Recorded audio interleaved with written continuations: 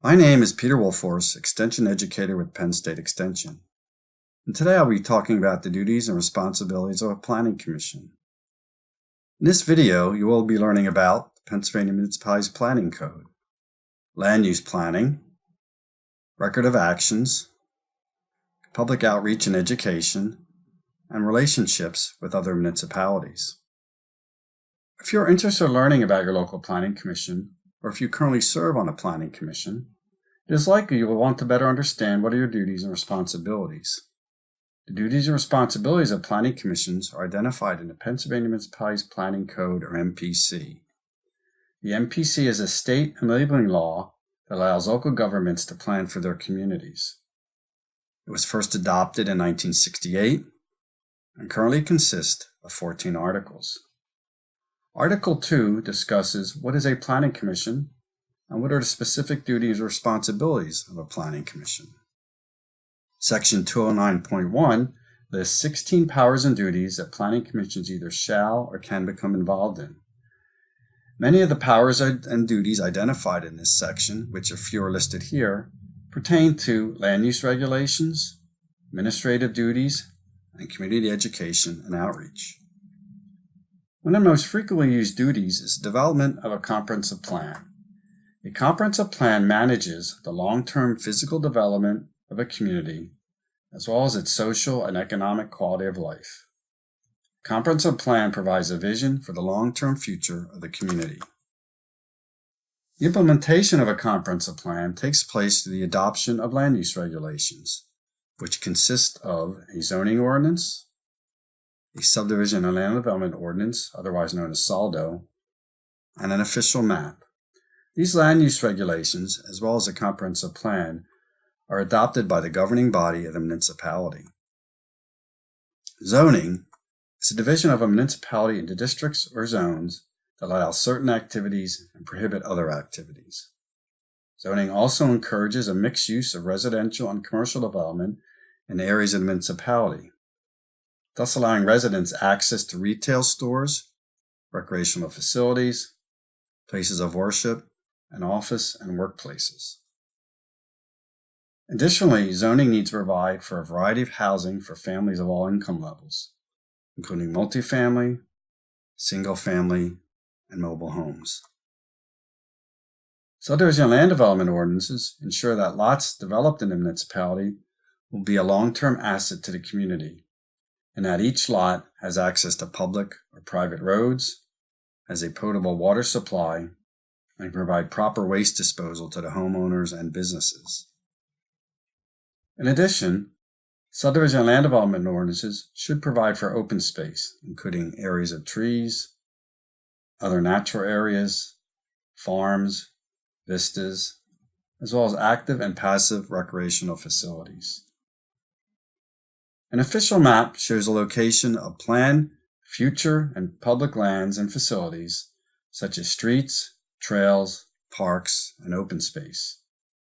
The official map represents a municipality's interest in acquiring these lands for public purposes sometime in the future and notifies developers and property owners of this interest. If a landowner seeks to build on or subdivide land noted on the official map, the municipality has up to a year to acquire the land from the homeowner before the owner may freely build or subdivide. In addition to utilizing land use regulations to implement a comprehensive plan, a local municipality needs to look at public investment in community facilities as well. This process, known as capital improvements programming and budgeting, allows municipalities to financially plan for future municipal improvements. Planning Commission should have a role in this process as per Section 209.1 of the MPC. The Capital Improvements Plan provides an overview of these public investments over a length of time, normally 5 to 10 years. In addition to a Planning Commission's involvement in the development of land use regulations, Planning Commission's duties and responsibilities might also include preparation of a well ordinance, nuisance ordinance, or an environmental assessment or study. Pennsylvania has a large number of private water systems that aren't currently regulated by the state.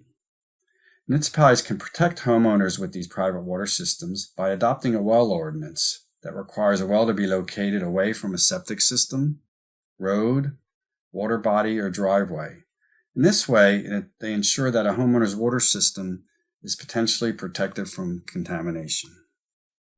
Planning Commission can prepare a nuisance ordinance. This ordinance may address noise, garbage, and other issues that affect the appearance of the community. In addition to the various land use duties and responsibilities, planning commissions need to keep on file records of their actions and other documents. They must also maintain the records of bylaws that govern how the planning commission conducts their business. It is important that the municipal governing body have access to these documents. Other planning commission duties and responsibilities include education and outreach to the local community. Planning Commission may promote public interest and understanding of comprehensive planning through public meetings as well as focus groups. Planning commissions can also offer educational sessions and presentations to groups in the community on how government works, what are the environmental issues impacting our community, and how zoning and other land use regulations protect the community from these impacts.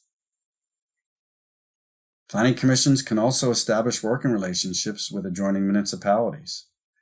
This is important since large-scale development like office buildings, large residential communities, and big box retail centers impact areas outside of that specific municipality.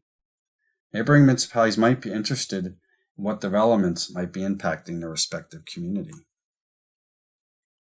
Therefore, it may be beneficial for both municipalities to look at the bigger picture of development and to look at how each municipality's land use regulations addresses these developments.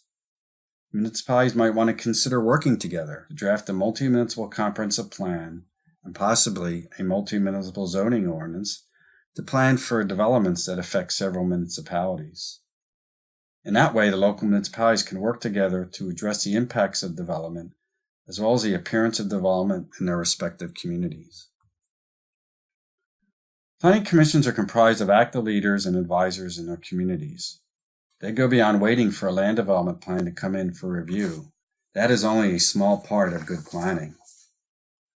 Rather, planning commissions proactively engage in land use regulations and comprehensive plan, administrative duties, and community education and outreach. Planning commissions attend to current community issues while also planning for the future.